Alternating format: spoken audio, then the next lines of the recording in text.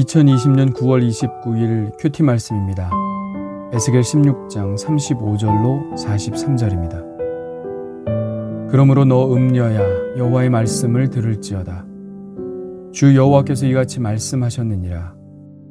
내가 내 누추한 것을 쏟으며 내 정든 자와 행음함으로 벗은 몸을 드러내며 또 가증한 우상을 위하여 내 자녀의 피를 그 우상에게 드렸은즉 내가 너의 즐거워하는 정든 자와 사랑하던 모든 자와 미워하던 모든 자를 모으되 사방에서 모아 너를 대적하게 할 것이요 또 내 벗은 몸을 그 앞에 드러내 그들이 그것을 다 보게 할 것이며 내가 또 간음하고 사람의 피를 흘리는 여인을 심판함같이 너를 심판하여 진노의 피와 질투의 피를 내게 돌리고 내가 또 너를 그들의 손에 넘기리니 그들이 내 누각을 헐며 내 높은 데를 부수며 내 의복을 벗기고 내 장식품을 빼앗고 내 몸을 벌거벗겨 버려두며 무리를 데리고 와서 너를 돌로 치며 칼로 찌르며 불로 내 집들을 사르고 여러 여인의 목전에서 너를 벌할지라. 내가 너에게 곧 음행을 그치게 하리니 내가 다시는 값을 주지 아니하리라. 그리한즉 나는 내게 대한 내 분노가 그치며 내 질투가 내게서 떠나고 마음이 평안하여 다시는 노하지 아니하리라. 내가 어렸을 때를 기억하지 아니하고 이 모든 일로 나를 분노하게 하였은즉 내가 내 행위대로 내 머리에 보응하리니 내가 이 음란과 내 모든 가증한 일을 다시는 행하지 아니하리라. 주 여호와의 말씀이니라. 아멘. 에스겔 16장은 서사시 같은 느낌을 주는 장입니다.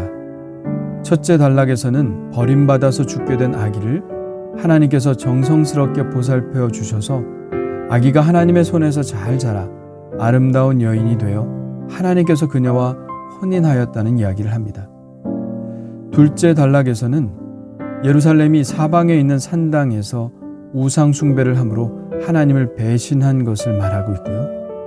셋째 단락에서는 예루살렘이 강대국들과의 동맹을 통해서 믿음을 배신한 것을 말하고 있습니다. 그리고 오늘 말씀은 넷째 부분으로 이러한 예루살렘의 죄에 대한 하나님의 판결과 그 형벌에 대해서 이야기하고 있죠.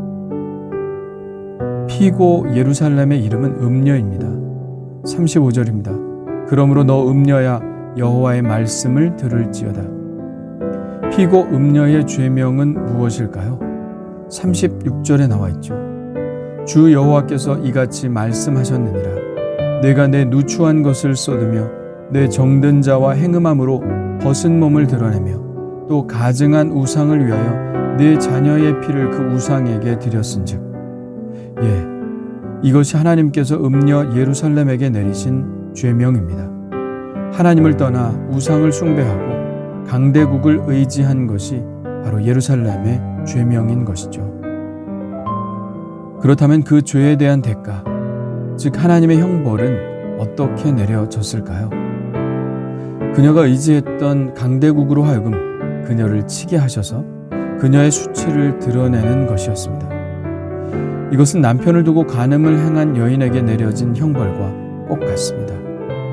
간음한 여인에게 내려지는 형벌은 두 가지였는데요. 첫째는 돌로 치는 것입니다. 이것은 신명기의 율법입니다. 신명기 22장 21절 그 처녀를 그의 아버지 집 문에서 끌어내고 그 성읍 사람들이 그를 돌로 쳐 죽일지니 이는 그가 그의 아버지 집에서 창기의 행동을 하여 이스라엘 중에서 악을 행하였습니다. 또 하나의 형벌은 불에 살라 죽이는 것입니다. 이것은 율법에는 나와 있지 않지만 전통적인 관습 중 하나였습니다. 야곱의 12 아들 중 하나인 유다는 자기 며느리 다말이 행음하였다는 소식을 듣고 이렇게 말합니다. 그를 끌어내어 불사르라. 실제로 그런 일이 일어나지는 않았지만 다말이 정말 행음을 했다면 그녀는 유다의 말대로 불에 살라져 죽었을 것입니다. 그래서 오늘 말씀에 그런 형벌들이 등장하는 것이죠. 무리를 데리고 와서 너를 돌로 치며 칼로 찌르고 불로 내 집들을 사르고 여러 여인의 목전에서 너를 벌할지라. 그런데 특이한 것은 예루살렘과 행음을 하고 정을 통했던 바로 그 나라들을 통해서 예루살렘을 벌하셨다는 것입니다. 자기가 하나님보다 더 의지했던 나라, 하나님을 버리고 도움을 구하기 위해 달려갔던 그 나라가 처음에는 도와주는 것 같았지만 결국에는 자신들의 마술을 드러내고 예루살렘을 집어삼켰던 것이죠. 이것이 바로 원수가 우리를 넘어뜨리는 방식입니다. 원수 마귀는 처음에는 우리를 달콤한 말로 유혹합니다. 처음에는 도와주는 것 같습니다. 즐거움도 주고 안심함도 주고 풍요로움도 주는 것 같습니다. 그러나 이것은 우리를 더 깊은 수렁 속으로 집어넣으려는 원수의 계략이죠. 마치 타짜들이 어수룩한 사람들을 도박으로 끌어들여서 완전히 패망하게 만들려는 수법과 같습니다. 마귀는 처음에는 우리들에게 매우 호의적으로 다가오지만 결국에는 우리의 발을 걸어 넘어뜨리고 깊은 수렁에 빠져 하나님으로부터 우리를 완전히 떼어놓고 우리를 패망하게 만듭니다. 위기의 순간에 원수가 과연 우리를 도와줄까요? 불쌍히 여길까요? 전혀 그렇지 않습니다. 사단의 목표는 우리를 완전히 넘어뜨리는 것이기 때문입니다. 그 일을 당한 예루살렘은 많이 창피했을 것입니다. 자기가 모든 것을 내어주고 사랑했던 그 이방신과 또 그 나라들로부터 공격을 당했으니 얼마나 창피할까요? 오늘 말씀에 그 수치를 드러내는 말씀이 있죠. 37절 또 내 벗은 몸을 그 앞에 드러내 그들이 그것을 다 보게 할 것이라. 39절 내 의복을 벗기고 내 장식품을 빼앗고 내 몸을 벌거벗겨 버려두며.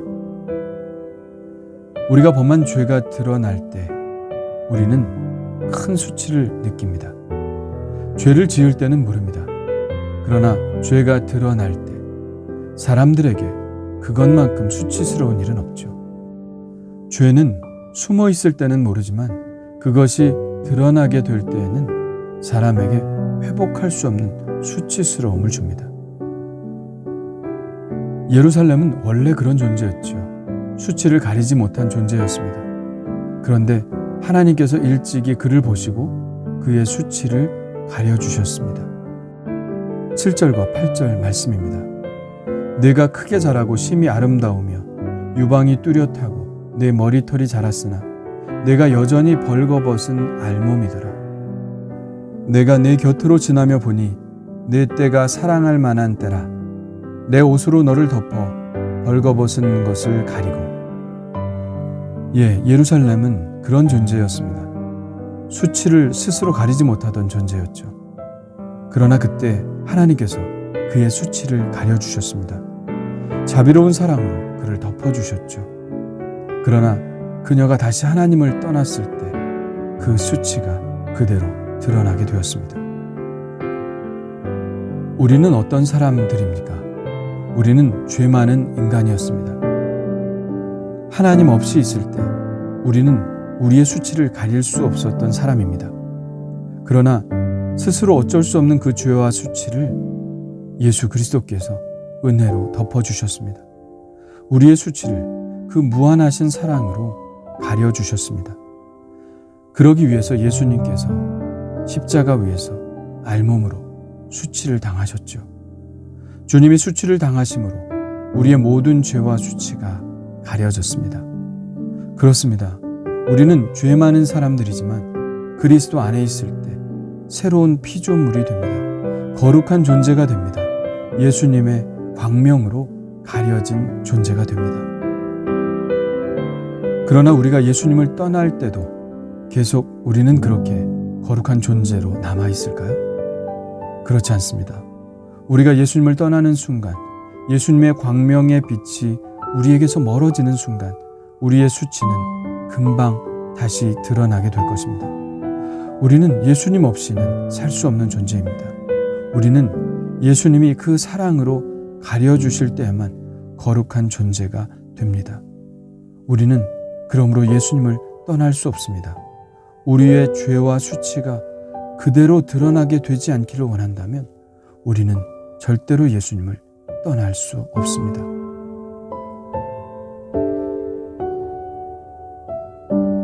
주님 감사합니다. 죄 많은 저희들, 죄가 주는 수치를 가릴 수 없었던 저희들을 주님의 십자가의 사랑과 은혜로 덮어주셔서 감사합니다. 예루살렘이 하나님을 떠났을 때 수치가 그대로 드러났던 것처럼 우리도 그럴 것입니다. 그러니 주님, 저를 떠나지 말아 주십시오. 저의 수치가 드러날까 두렵습니다. 저도 주님을 떠나지 않겠습니다. 주님 안에 있을 때 저는 안전하며 주님 안에 있을 때만 저는 거룩합니다. 주님과 언제나 함께 하길 원합니다. 예수님의 이름으로 기도합니다.